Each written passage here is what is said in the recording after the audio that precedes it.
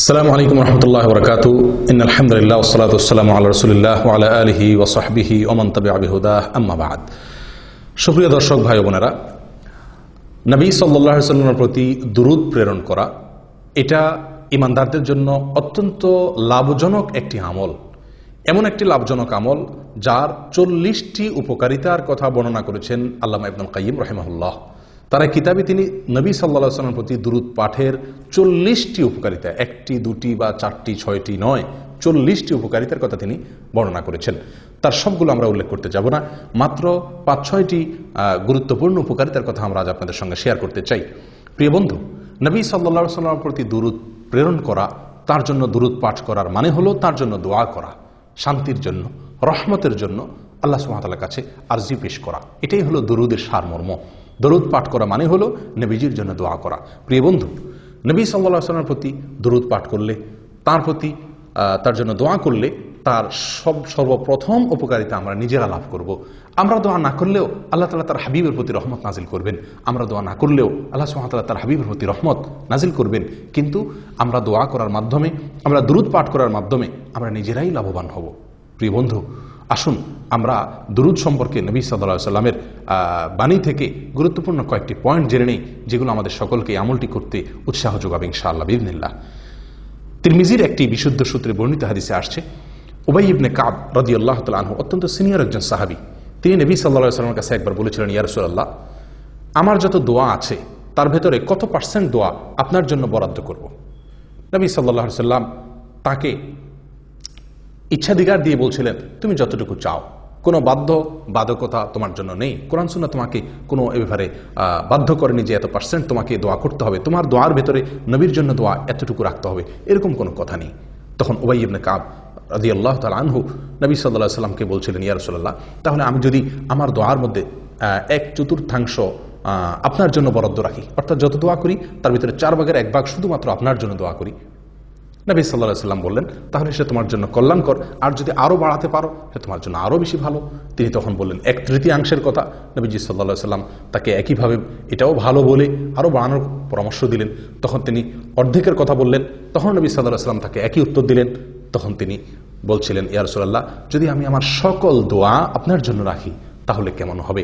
নবী সাল্লাল্লাহু আলাইহি ওয়াসাল্লাম তাকে বললেন, ইযান তুকফা হাম্মুক ওয়া তুগফার যামবুক।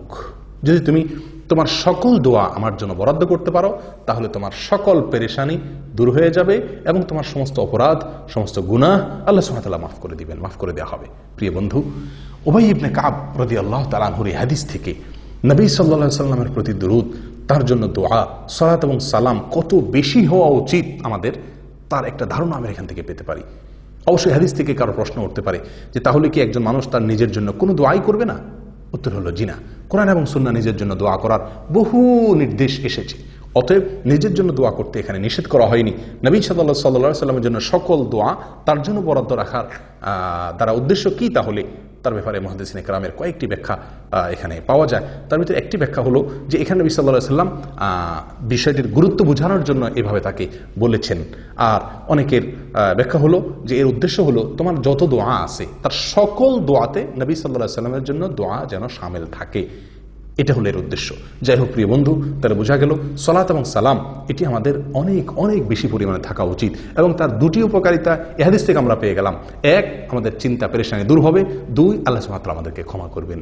প্রিয় বন্ধু, অন্য এক হাদিসে আসছে নবী সাল্লাল্লাহু আলাইহি ওয়াসাল্লাম বলেছেন, সলাতুকুম আলাইয়া যাকাতুন লাকুম, আমার প্রতি তোমরা যে দুরূদ পাঠ করে থাকো, সালাত সালাম পেশ করে থাকো, এটি তোমাদের জন্য পবিত্রতার কারণ।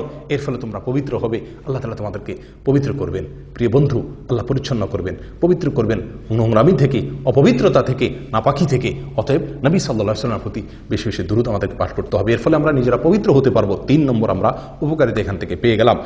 নাম্বার 4, আল্লাহ সুবহানাহু ওয়া তাআলা নবী সাল্লাল্লাহু আলাইহি ওয়াসাল্লামের প্রতি দুরূদের মাধ্যমে আমাদেরকে যে নিয়ামতটি দিয়ে ধন্য করবেন সেটি হলো আমরা নবীজির দোয়া দ্বারাই ধন্য হতে পারবো।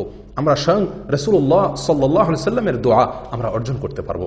প্রিয় বন্ধু, আজ দুনিয়াতে কোনো বড় আলেম, কোনো বড় নেককার, কোনো বড় বুজুর্গ, কোনো ভালো মানুষ, বিশ্ববিখ্যাত কোনো আলেম, কোনো শেখ, কোনো বড় স্কলার, মক্কার হারামের ইমাম, মদিনার হারামের ইমাম যদি আমার জন্য 2 হাত তুলে দোয়া করেন, আমার জন্য অনেক দোয়া করেন কল্যাণের, তাহলে আমরা কতই না খুশি হব এবং তাদের দোয়া লাভের জন্য আমরা কতই না চেষ্টা করি।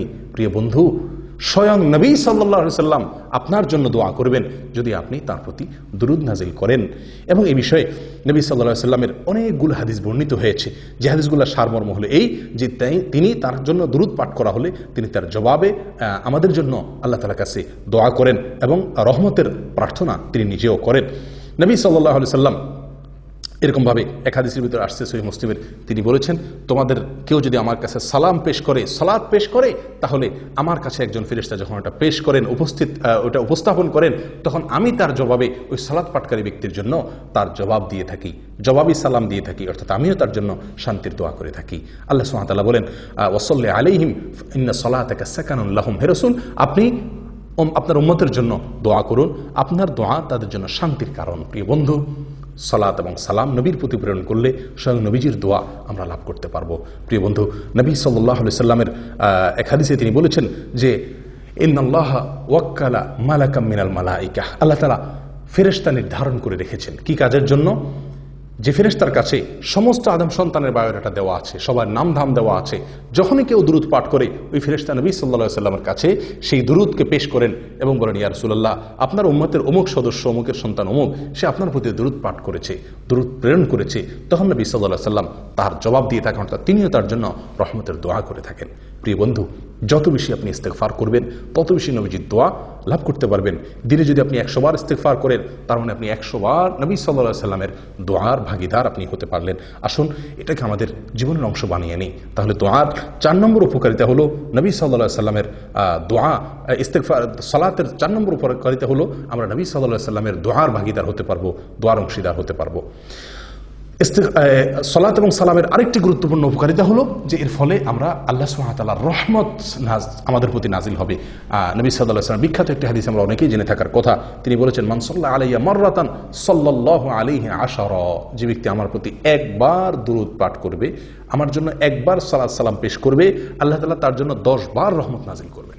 একের বিনিময়ে 10, সে আমার জন্য একবার রহমত নাজিল এর দোয়া করবে, আল্লাহ তাআলা তার জন্য 10টি রহমত 10 বার, তার জন্য একটির বিনিময়ে 10টি বার তার প্রতি আল্লাহ তাআলা রহমত নাজিল করবেন।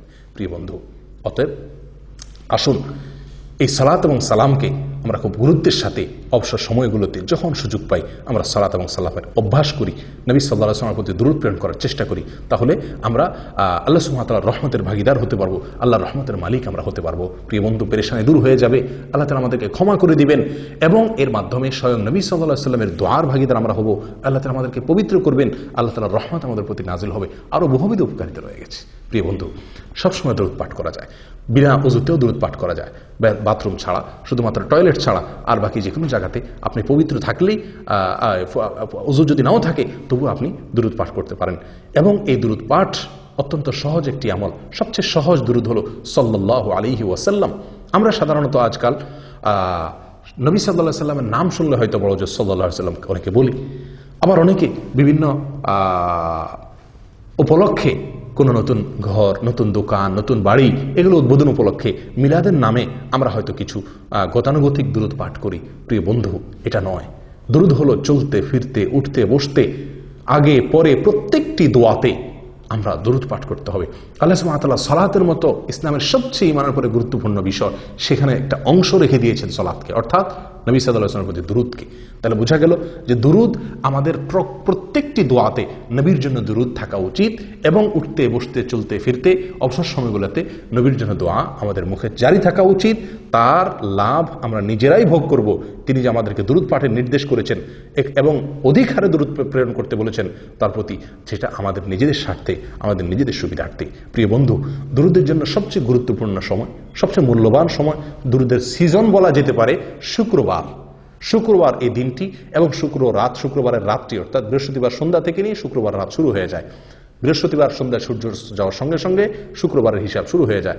এক হাদিসে তো আলাদা শুক্রবার দিন এবং শুক্রবার রাত, এই উভয়টিকে নবী সাল্লাল্লাহু আলাইহি ওয়াসাল্লাম আলাদাভাবে উল্লেখ করে বলেছেন যে তোমরা এই শুক্রবার দিনে এবং শুক্রবার রাতে আমার প্রতি দুরূদ প্রেরণ করো। ইবনে মাজাহ এক হাদিসে আসছে। প্রিয় বন্ধু, শুক্রবারে নবী সাল্লাল্লাহু আলাইহি ওয়াসাল্লামের প্রতি দুরূদ পাঠ করার বিষয় আরো অনেকগুলো হাদিসে আসছে, যেগুলোর খোলাসা কথা হলো যে শুক্রবার তোমরা আমার প্রতি দুরূদ পাঠ করো। নবী সাল্লাল্লাহু আলাইহি ওয়াসাল্লামের হাদিস সহিহ মুসলিমে যেটি বর্ণিত হয়েছে, তিনি ইরশাদ করেছেন, যে ইন্না আফদাল আইয়ামিকুম ইয়াউমুল জুমআ, নিশ্চয়ই তোমাদের এই দিনের ভিতরে সপ্তাহের সবচেয়ে সেরা এবং শ্রেষ্ঠ দিন হলো জুমার দিন।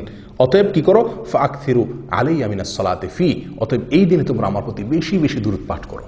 জুমার দিনে যত বেশি সম্ভব দুরূদ পাঠ করতে হবে। জুমার দিনে যত নফল আমল আছে প্রিয় বন্ধু, জুমার সালাতের পরে জুমার দিনের সবচেয়ে গুরুত্বপূর্ণ নফল আমল হলো নবী সাল্লাল্লাহু আলাইহি ওয়াসাল্লামের প্রতি সালাত এবং সালাম পেশ করা, এরপর সূরা কাহফ ইত্যাদি। প্রিয় বন্ধু, আসুন দুরূদকে আমাদের জীবনের অংশ বানিয়ে নেই। আল্লাহর রহমতের ভাগিদার হব, গুনাহ মাফ হবে, পেরেশানি দূর হবে। আল্লাহ সুবহানাহু ওয়া তাআলা এই দুরূদের মাধ্যমে আমাদেরকে পবিত্র করবেন এবং স্বয়ং নবী সাল্লাল্লাহু আলাইহি ওয়াসাল্লামের দোয়ার ভাগিদার আমরা হতে পারব। আল্লাহ তাআলা আমাদের সকলকে দুরূদের আমলটিকে সবসময় নিয়মিত করার তৌফিক দান করেন। দুরূদ, সবচেয়ে শ্রেষ্ঠ দুরূদ হলো দুরূদ ইব্রাহিম, যেটি আমরা সালাতের মধ্যে পড়ে থাকি। এছাড়া যে কোনো দুরূদ আমরা পাঠ পড়তে পারি, এমনকি আমাদের নিজেদের কোনো বানানো দুরূদও আমরা পড়তে পারি। তার জন্য দোয়া যে কোনো ভাষায় হতে পারে, নিজের ভাষায়, মাতৃভাষায়ও হতে পারে। শুধু লক্ষণীয় হলো একটি বিষয়, সেটি হলো নবীজির জন্য কোরআন এবং সুন্নাহর বাইরে নিজেদের ভাষায় যদি কোনো দুরূদ আমরা তার জন্য প্রেরণ করি, পাঠ করি বা তার জন্য কোনো দোয়া করি, তাহলে সেটি অবশ্যই তার ভিতরে এমন কোনো কথা থাকতে পারবে না যেটি কোরআন এবং সুন্নাহ অ্যালাউ করে না।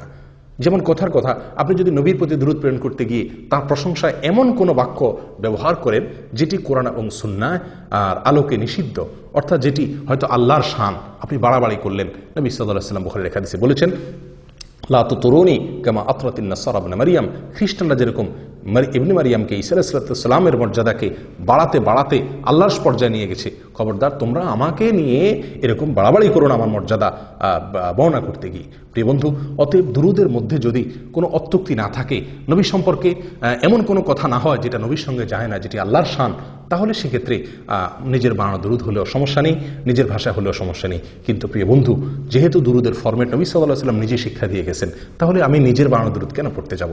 সবচেয়ে উত্তম দুরূদ ইব্রাহিম পাঠ করা এবং সবচেয়ে সংক্ষেপ দুরূদ হলো সাল্লাল্লাহু আলাইহি ওয়াসাল্লাম। আর এই দুটার বাদ ছাড়াও বহু দুরূদ কোরআন এবং সুন্নাহ বর্ণিত হয়েছে। আসুন আমরা দুরূদকে আমাদের জীবনের রুটিন আমল বানিয়ে নেই, অবসর সময়গুলোকে দুরূদ দিয়ে পরিপূর্ণ করি। আর কেউ নয়, আমরা নিজেরাই লাভবান হব। আল্লাহ তাআলা আমাদের সকলকে তৌফিক দান করেন। জাযাকুমুল্লাহ ওয়া আখিরু দাওয়ানা আনিল হামদুলিল্লাহি রাব্বিল আলামিন।